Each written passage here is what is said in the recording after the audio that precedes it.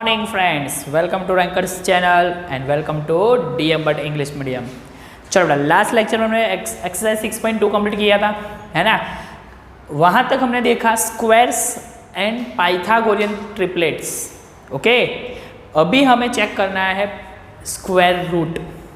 Okay, मतलब हमने देखा कि 1 का स्क्वायर क्या होता है 1।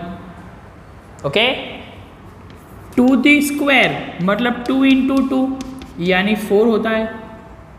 ओके, मतलब 2 उसका स्क्वायर क्या हो गया 4। तो अभी हमें उसका उल्टा चेक करना है, ऑपोजिट डायरेक्शन। ओके, यहाँ पे 1 है, वो किसका स्क्वायर है 1 का। ये 4 वो किसका स्क्वायर है 2 का। उसका मतलब 4 का स्क्वायर रूट क्या होगा, ये जो साइन हमने की वो स्क्वायर रूट की है। ओके, तो 4 का स्क्वायर रूट क्या होगा, तो देखो बेटा 4 यानी 2 इंटू 2, तो यहाँ पे स्क्वायर रूट के अंदर 2 टाइम्स लिखा, तो अगर स्क्वायर रूट के बाहर आएगा तो वो 1 टाइम हो जाएगा, यानी 4 का स्क्वायर रूट 2। ओके, अगर दूसरी तरफ हम देखना चाहे तो देखो 2 the square is equal to 4। Okay, तो चलो एक काम करो, बोथ साइड स्क्वायर रूट ले लो, स्क्वायर रूट। ओके, चलो तो स्क्वायर रूट को हम लिख सकते हैं 2⁻², स्क्वायर रूट यानी 1/2, यानी पावर में 1/2, तो यहाँ पे 1/2 आएगा, इज इक्वल टू ये स्क्वायर रूट, अब 4⁻1/2 लिखो या स्क्वायर रूट ऑफ 4 लिखो, दोनों से हमें तो चाहिए क्या 4 का स्क्वायर रूट। ओके, चलो तो यहाँ पे देखो पावर की पावर का मल्टीप्लीकेशन होगा, सो 2⁻2 इंटू 1/2 यानी 2 कट, सो 2 क्या स्क्वायर रूट ऑफ 4, मतलब 4 का स्क्वायर रूट हमें क्या मिल गया 2। ओके, ये तो मैंने आपको दिखाया कैसे मिला, लेकिन आपको क्या याद रखना है, अगर 1 का स्क्वायर 1 है तो 1 का स्क्वायर रूट 1 होगा, 2 का स्क्वायर 4 है तो 4 का स्क्वायर रूट क्या होगा 2। ओके, अगर 3 का स्क्वायर 9 है तो स्क्वायर रूट ऑफ 9 क्या मिलता है 3, उसका एग्जैक्ट ऑपोजिट डायरेक्शन। स्क्वायर के लिए आप वैसे गए तो स्क्वायर रूट के लिए आपको यहाँ पे आना है। बोलो डन, क्लियर बेटा, ये चीज़ पता चला पक्का 100%। ओके, चलो हमने वैसा भी देखा था कि अगर मुझे 21 का स्क्वायर चाहिए तो उसका जो भी आंसर होगा उसका यूनिट प्लेस क्या होगा, तो 1 यहाँ पे 21 का यूनिट प्लेस 1 है, तो 1 का स्क्वायर क्या होता है 1, तो यहाँ पे भी यूनिट प्लेस पे क्या आएगा 1। ऐसा देखा था हमने, तो सेम चीज़ यहाँ पे भी हमें देखनी है।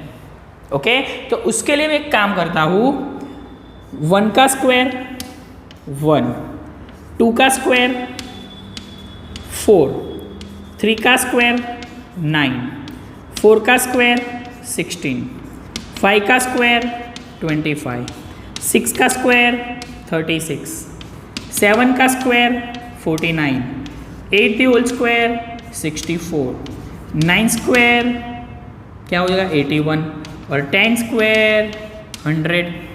ओके, तो अभी आपको थोड़ा उल्टा ऑपोजिट याद रखना है।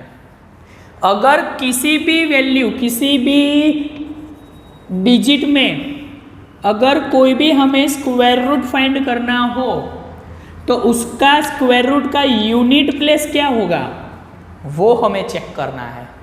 ओके, तो कोई भी डिजिट दिया, कोई भी वैल्यू दी हो, अगर मुझे 1 दिया हो, कहाँ पे यूनिट प्लेस पे, तो देखो अगर यूनिट प्लेस पे 1 है तो उसके स्क्वायर रूट का आंसर 1 होगा।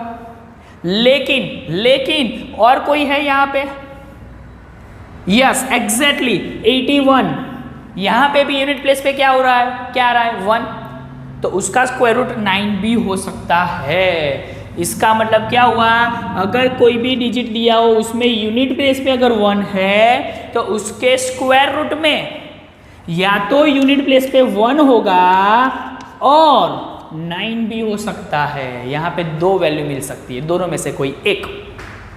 Okay done. सेम वे अगर यूनिट प्लेस पे 2 होगा तो यूनिट प्लेस पे 2 होगा तो उसके स्क्वायर रूट में जो भी हमें आंसर मिलता है तो उसके यूनिट प्लेस पे क्या हो सकता है। तो यहाँ पे 2 है, कहीं पे भी नहीं है, उसका मतलब यहाँ पे कहीं पे भी यूनिट प्लेस पे 2 मिलेगा ही नहीं। हमने लास्ट लेक्चर में हमने भी देखा था, अगर कोई वैल्यू दी है उसके यूनिट प्लेस में 2 है तो उसका परफेक्ट स्क्वायर मिल ही नहीं सकता, है ना।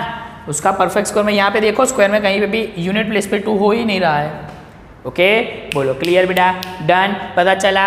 वैसे ही 4 ले लेते हैं, तो अगर यूनिट प्लेस पे 4 आ रहा है तो उसके स्क्वायर रूट के यूनिट प्लेस में 2 हो सकता है। क्यों? क्योंकि 2 का स्क्वायर 4 है ना, तो उसका स्क्वायर रूट में 2 आ सकता है यूनिट प्लेस पे। वैसे ही अगर आप देखो तो यहाँ पे भी 4 है, तो 2 के साथ 8 भी आ सकता है।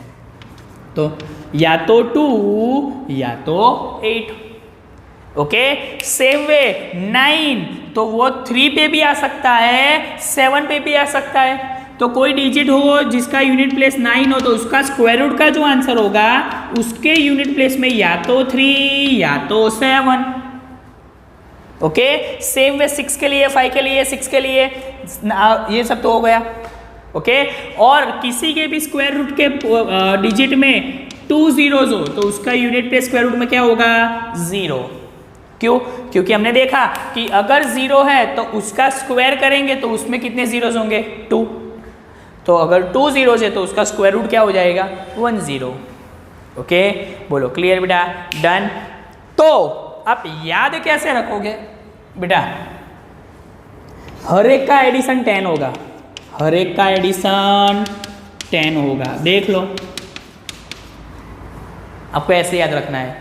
चलो 9 1, 9 + 1 10, 8 2, 8 + 2 10, 7 3, 7 + 3 10। मतलब आपको सिर्फ इतना ही याद रखना है, अगर 1 है यहाँ पे यूनिट प्लेस पे 1 है तो आपको पता है आंसर 1 तो आने ही वाला है, तो और उसके साथ कौन सा आ सकता है? तो 10 देख लो, 10 कहाँ पे आएगा? तो 1 में अगर 9 ऐड करोगे तब, बोलो डन, क्लियर। 4 के लिए मुझे पता है 4 का स्क्वायर रूट 2 तो होता ही होता है, तो वो तो मुझे पता ही है। तो बाकी कौन बचा? अभी 10 में से माइनस कर दो, क्या होगा? 8, मतलब 2 और 8। सेम वे 9 का स्क्वायर रूट क्या होता है? 3, है ना। तो 3 के साथ कौन आ सकता है? 7, 10 में से माइनस कर दो, 10 - 3 7, मतलब 3 और 7।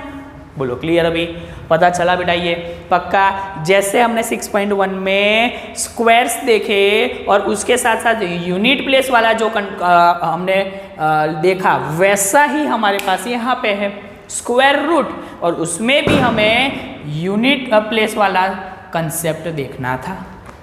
बोलो क्लियर, डन, पता चला ये पक्का 100% बेटा। ओके, तो आज के लेक्चर में इतना रखते हैं, नेक्स्ट लेक्चर से एक्सरसाइज 6.3 स्टार्ट कर देंगे। Okay, done, thank you.